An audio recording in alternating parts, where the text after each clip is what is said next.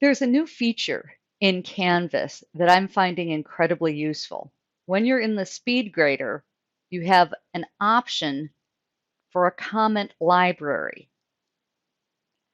And I'm going to actually allow it to show suggestions when I'm typing. You can add a new comment to the library. So my comment might be, you lost points because this was handed in late. I can add that to the library. I can put it in here and I can hit submit. So it is immediately available for me to use. And this actually follows from class to class.